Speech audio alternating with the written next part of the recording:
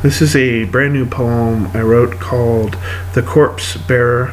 It's written in the unit form, which is very unique and fun. The Corpse Bearer.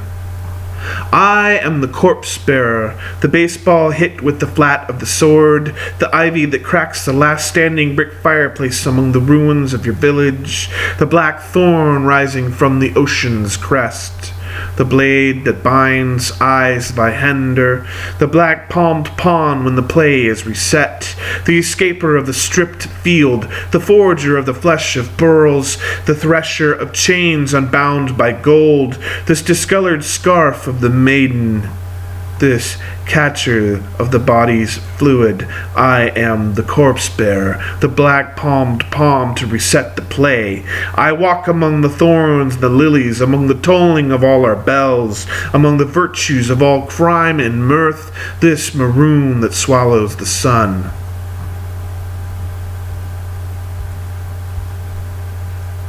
Maroon bench swallow the sun. Qualified freedom buyers find celebrations, find new roads. Turn off the radio, said the sonnet. Misgoing ibis me. Marries each scramjet girl gives. Itemized statement of intent. Palms of the sweaty convalescent. Each sign advertising a new face to transplant over yours. Qualified buyers can celebrate the freedom of summer. Golden spoon, a pool of cool unshoving. Going to marry that girl. Generate 10 sentences, rearrange and synthesize meaning from ether. Maroon, each sign bench advertising swallow sun, my new face to transplant. Freedom to find new roads. Turn golden, the radio spoons off a pool, unchoking the sonnet. Ibis me, each scramjet gives its yes. Itemized sentence, rearranged statement, synthesize intent, meaning, sweaty, convalescent, palms out at the ether.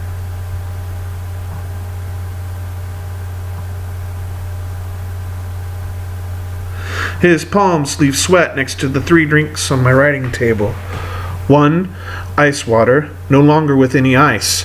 2. The coffee once hot, without creamer, 2 pink Sweet and Low packets and 2 heaping teaspoons of Ovaltine, now cold.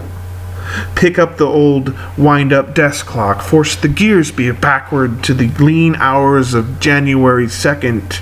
This takes a lot of wrist. Make sure the turn screw crossed threads. Gets the gears temporarily stuck. I put my finger in the spiral muzzle of the revolver just before it kisses you bluing. 3. I hand you the Midori and the ginger ale with the limes and spherical ice that flecks the glass outward in your receiving hand. I love you, little brother. 4.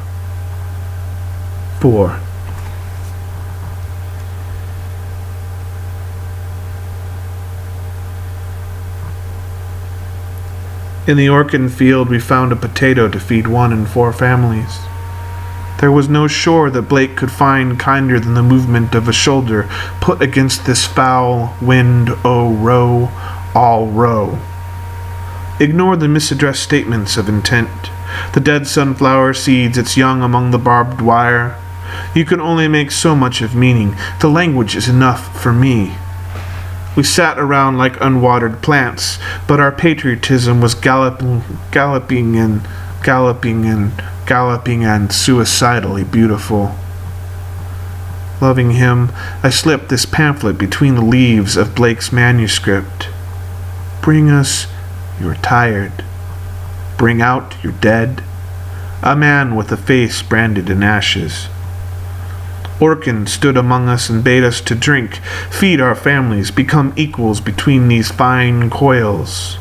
We, the spared oarsmen, staggered inland from the shoreline, betraying our vocations of backwards motion. The fattened land moved upon your tired's hands, ignored all misaddressed statements of their intent. Bring out the yellow sunflower among barbed wire. You can only make so much of meaning. The language is enough for me, a man with a face branded in ashes.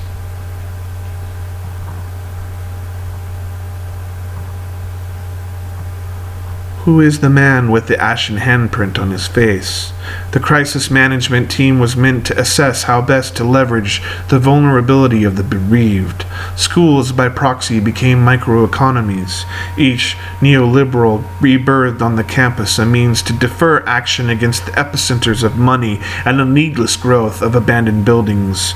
A well-manicured lawn is a symbol of one with a sound investment plan. Just ask anyone that survives Detroit or the Dust Bowl. Sound investment symbolizes stepping away from your inner plebeian, an interpretive dance upon the grassy knoll. We remove all nervousness from our glass assassins. Each of us a dagger on the Senate floor. Each of us thrust skyward into all of their sound. Cry freedom when the levee breaks. Cry freedom each time the Lusitania sinks. This dance of burnt corked and white face covers all poor countenances, branded underneath by her ashes. We are still here dancing in her sinking belly. Reach down into her engines to withdraw the saber, withdraw the lion, withdraw your interpenetration, withdraw your pensions, your denuded 401k. Reach down, withdraw your inner city, reach down within our own mouth and withdraw our own severed head. Reach down while the engine is still moving. Catch a single burnt-out spark plug and retrieve it without losing your finger. Replace. Hold him to your chest, your hands a surrogate skin to hold in his guts. Your fingers will burn, for he is the one in shock, his digestive acids blending your flesh together. You must do this. Feel the last rattle as you choke out the vagrant to take his place in the last spot in the cattle car. Feel his weight shift and fall away into the ballast running along the tracks. Carry your last tooth, its blood spotting your hip pocket. Close your child's unstaring eyes. When the reservoir went dry, no one noticed until the grass blew away. We were hopped up on Benzedrine or put down by Xanax. Reach down and stroke the vagrant child's hair. Christ on a crutch, blow pop, brass knuckles and the broken syntax they cause. The Morse code operator died as the salinity rose, disposing all water life. The body now nourishes other bodies, one form flowing into another, a crow on a wire fence, a spare tire in the limitless field.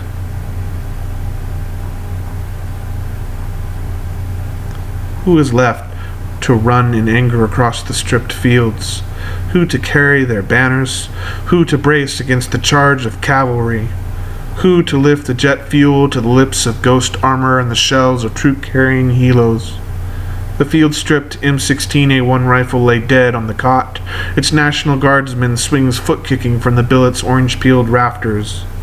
The liberal and the patrician, once so eager to exonerate themselves from all this ugliness, looked pretty damn human laying there, taking turns between being limp and stiff. The guardsman's unhooded, foot-long tongue dangles, his dog tag woven into his combat boots, his now skirt-chaseless erection is. The woman with the do-rag uses her knotted hands to untie the rope and gently lower him to the ground. She tucks the uncontrollable back into its hiding place. She removes his boots and fatigues and gently washes his feet and his hands and the boy man's face, using up the last of the water in her canteen. Yes, this is the one who struck me in the face with the rifle butt as I crossed the border, my now dead daughter strapped to my back. You must do this. Who is left to run things, to say the rights over this lonely man-child's corpse? For this one there is a salve for every violation. For this one there is a callus and a smile for every place. The dead sunflower sows her seed here among the barbed wire. These, no longer borders, now left open till all allow us to walk into the nowhere.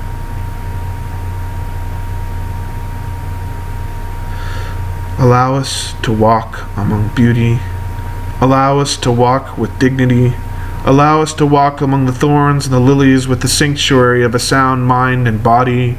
Among the barefoot may we learn to cherish each other with equality among the brothers and sisters of the path. Allow us to walk among the sanguine and the upright. Allow us to walk unmolested among the virtues within the boundless arts, with the gift of the scribes and sages of liberated light and darkness, within this music of the all-tolling bells, within this seizure of reconciliation of all crime and mirth. Let us carry this last body, being opened and uninterred, upward into the starlight.